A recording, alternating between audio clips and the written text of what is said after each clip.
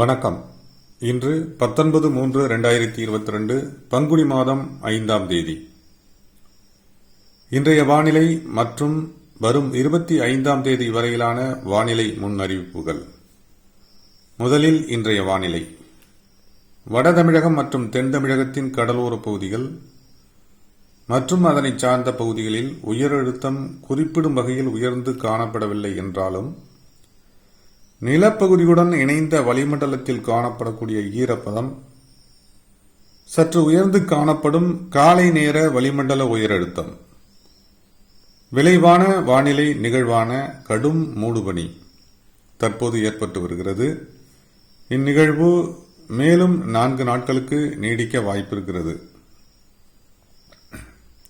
தெற்கு அந்தமான் கடல் பகுதியில் நிலை கொண்டுள்ள குறைந்த காற்றழுத்த தாழ்வு மண்டலமானது மேலும் வலுவடைந்து கோடைகால துவக்கத்தின் முதல் புயலாக வரும் 21ஆம் தேதி மியான்மர் நாட்டினுடைய தெற்கு பகுதியில் கரைகடக்க வாய்ப்பு ஏற்படக்கூடும். இந்நிகழ்விற்கு பின்பு தென் தமிழகம் மற்றும் டெல்டா மாவட்டங்களில் வெப்பச்சலனம் மழை வாய்ப்புகள் ஏற்படக்கூடும்.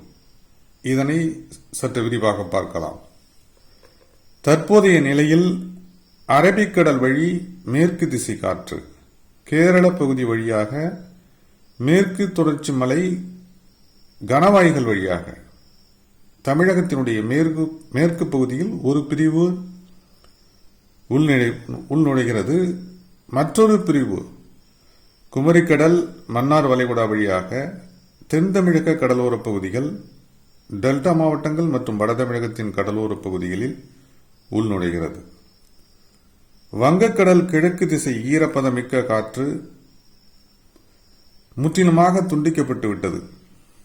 இதன் விளைவே கடலோர கடும் பனிப்பொழிவு மேலும் அதிகரிக்க ஒரு தூண்டுகோலாக அமைகிறது. இன்றைய மழை வாய்ப்புகள். மேற்கு தொடர்ச்சி மலையோர பகுதிகளில் குறிப்பாக தென்காசி, கடையநல்லூர், குமுளி, கம்பம், வால்பாறை, பொள்ளாச்சி வரை மாலை நேர வெப்பச்சலன குறுகிய நேர சாரல் மழை வாய்ப்புகள் ஏற்படக்கூடும். இதே வேளையில் கேரள பகுதி முழுவதுமே வெப்பச்சலன மிதமழை முதல் சற்று கனமழை வாய்ப்புகள் ஏற்படக்கூடும். வரும் 20 முதல் 25ஆம் தேதி வரை கன்னியாகுமரி, நெல்லை, தூத்துக்குடி, தென்காசி, விருதுநகர், தேனி, மதுரை, சிவகங்கை, திண்டுக்கல், புதுக்கோட்டை, கோயம்புத்தூர் மாவட்டங்களில் ஒரு சில இடங்களில் மாலை நேர வெப்பச்சலன குறுகிய நேர மழை வாய்ப்புகள் ஏற்படக்கூடும். இந்த மழை வாய்ப்புகள் திருச்சி, தஞ்சை மாவட்டங்களுக்கு சற்று நீடித்து காணப்படக்கூடும். சேலம் மாவட்டத்தினுடைய ஒரு சில பகுதிகளுக்கு வெப்பச்சலன மழை இதே காலகட்டத்தில் ஏற்படக்கூடும். சேலம், திருப்பூர் மற்றும் கரூர் மாவட்டங்கள் வரை இந்த மழை வாய்ப்புகள் ஆங்காங்கே ஏற்படக்கூடும். இந்நிலையில் இலங்கை முழுவதுமே மிதமான மழை வாய்ப்புகள் பரவலாக மாலை நேர மழை வாய்ப்புகளாக ஏற்படக்கூடும். கேரள பகுதியை பொறுத்தவரை தினசரி மழை வாய்ப்புகள் தினசரி மாலை நேர மிதமழை முதல் கனமழை வாய்ப்புகள் ஏற்படக்கூடும்.